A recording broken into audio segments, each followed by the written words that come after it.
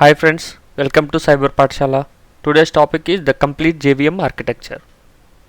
In this video we'll be having three sections: content, where the concept will be directly explained on today's topic; train your brain section. In this section I'll be asking either a logical or a technical question, so which will improve our logical thinking.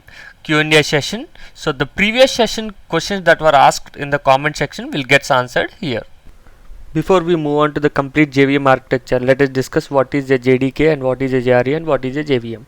So we already discussed on this in our earlier topics, but today we are discussing little more inner details on this.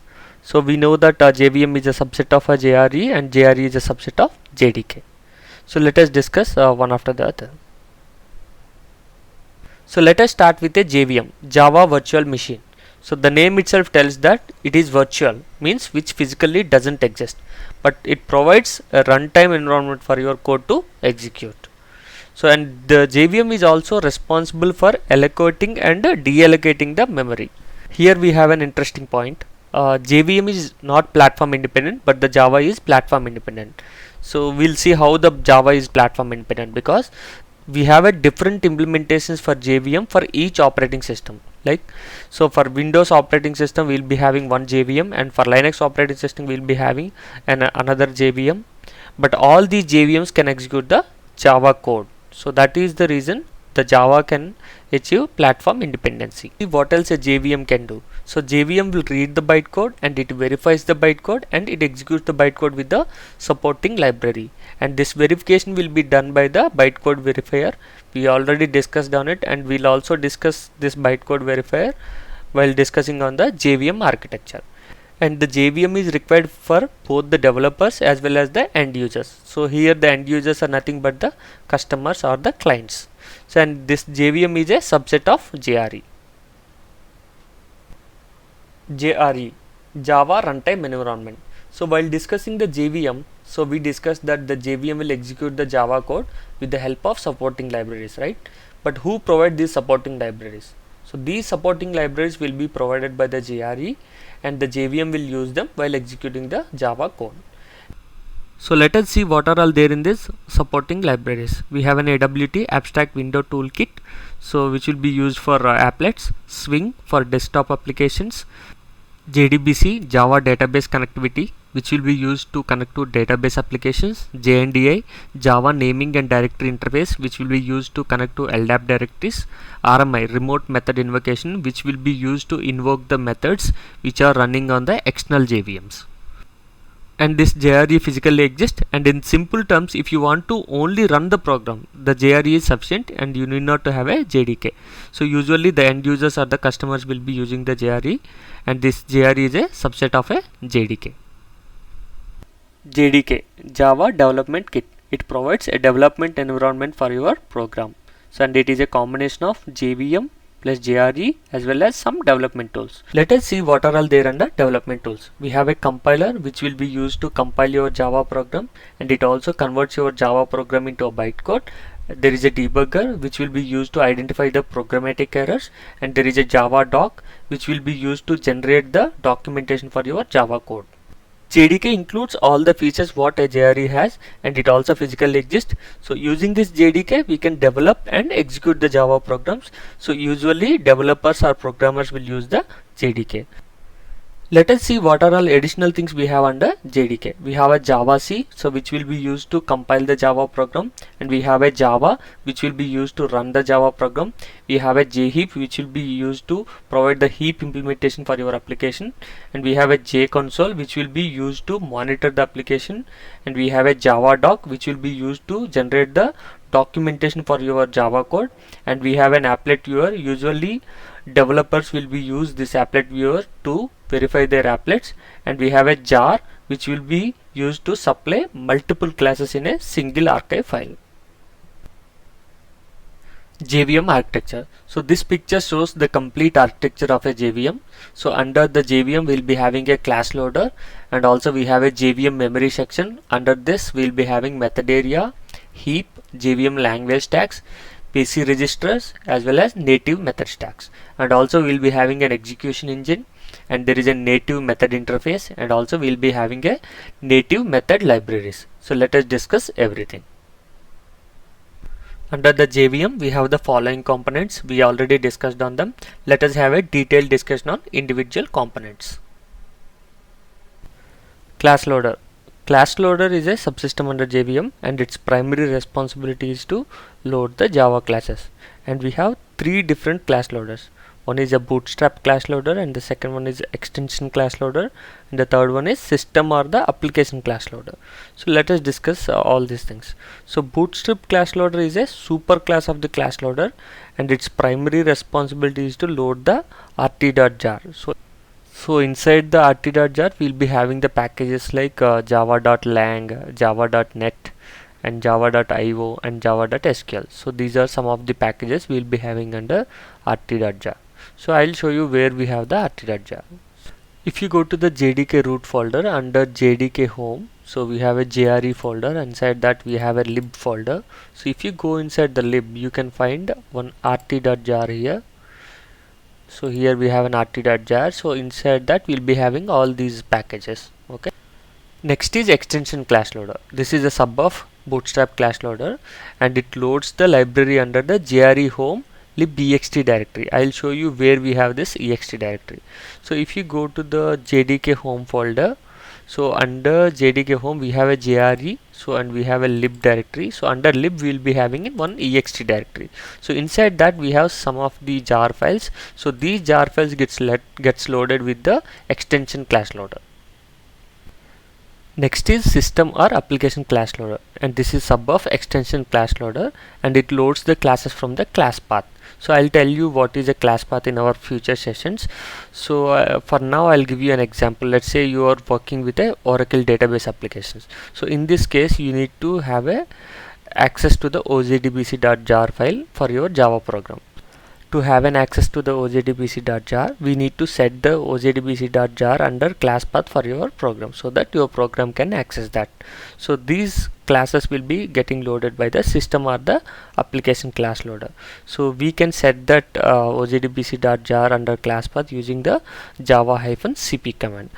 I will show you how we can set the class path using java-cp command in our future sessions. So we can also create our own class loader by extending the class loader class, and this class loader is primarily performs three basic activities: loading, linking, and initialization. So in the loading phase, first the class loader reads the .class file, and then the JVM creates an object of type class and save it in the heap memory, and this object will be used to get the class level information such as class name and what is the parent of this class, and what are the methods that we have inside that class, and what are the variables that we have. So these kind of information can be accessible by the object that we have created under heap memory. So next is linking. So and this linking will be performed in three steps. One is verification, and second one is preparation, and the third one is optional resolution. So basically verification ensures the correctness of a .class file. So basically it verifies the things like is there any uninitialized variables are there in the class or not. So is there any access rules got violated.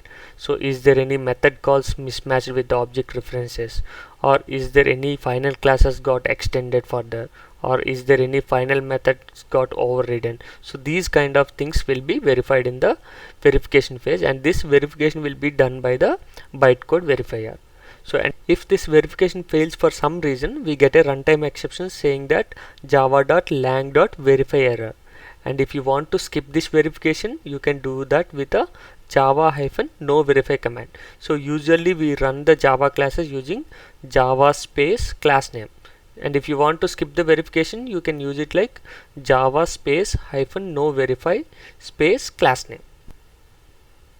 So next is preparation. So in this phase, JVM allocates the memory for all the class variables and initializing the memory to the default value. So in this phase, all the variables will be assigned with a default values. So resolution. So in this process, all the symbolic references will be replaced with the direct references.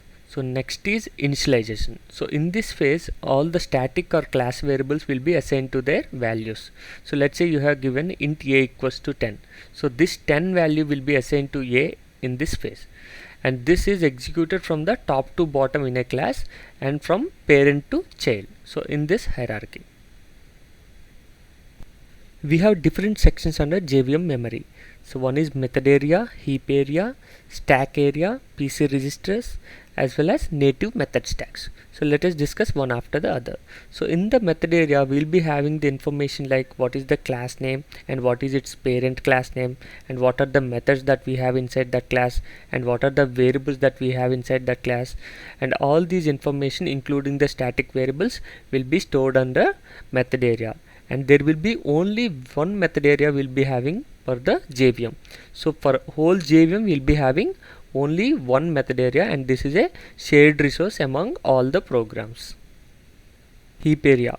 So information about all the objects will be stored under the heap area, and there is only one heap area per the JVM, and this is also a shared resource.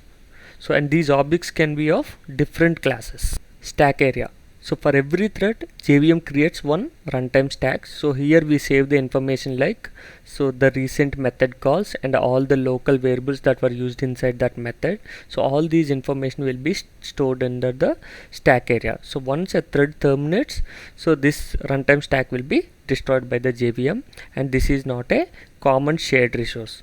So I'll give you one example here.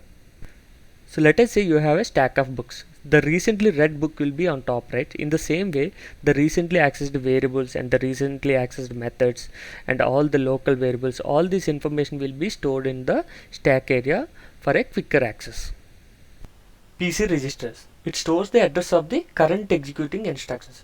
It means, let's say your program is running. So which instruction is getting executed, that information will be stored under PC registers, and we have a separate PC register for each thread. Native method stacks.